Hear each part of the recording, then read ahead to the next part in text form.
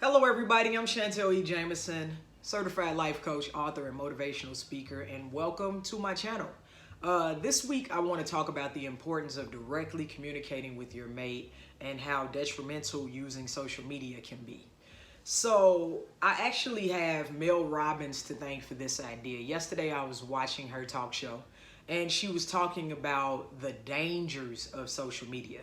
Now, her segment involved a brother and sister who had drastically different views regarding politics. The sister was this hardcore Black Lives Matter activist, and the brother was more chill. And so when the brother noticed that they were kind of engaging a little bit too harshly online when it came to certain topics, he asked her to like dial it down a little, and yet she continued to, tag him in statuses, kind of like drag him into stuff, and disrespect him online. And so they were on the show trying to repair their relationship. And then she had somebody else on there who had got cyberbullied, in a passive aggressive way for expressing her point of view. But anyway, it really got me to thinking about the importance of communicating with your mate, your friend, your family, whoever, directly when it's like something serious that's going on. And so I wanted to share 5 reasons why you should not, I don't want to say put your relationship online, but put your relationship business online, especially when it's something that bothers you. So the first thing is, unless it's a video or an audio piece, which it usually isn't, because most of us use statuses or tweets or IG captions to communicate on social media. Whatever it is that you're trying to convey is going to lack clarity and tone. The person doesn't know what's going on because it hasn't been directly conveyed to them, and they don't know where you're coming from. So if the effort is to really, really communicate a message, you've already set yourself up for failure already, because there's confusion to begin with, and the person may not even see the status. Second is that it creates insecurities. If you are with somebody and you guys are building, one of the worst things that you can do is take to social media to air your grievances out. It invites vultures and other people, into your relationship, and it allows them to express opinions on things that aren't necessarily being portrayed from the total point of view.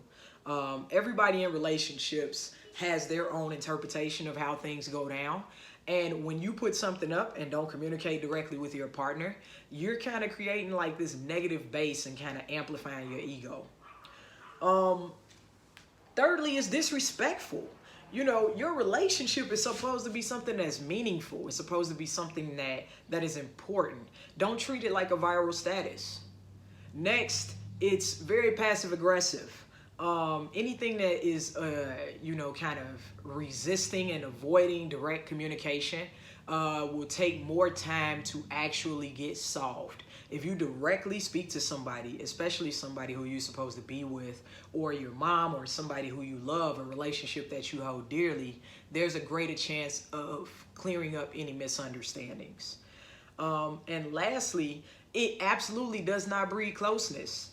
Direct communication breeds closeness, trust, and you're directly destroying that trust because the person has to worry about whether or not you're going to take to social media to air out a grievance versus directly speaking to them.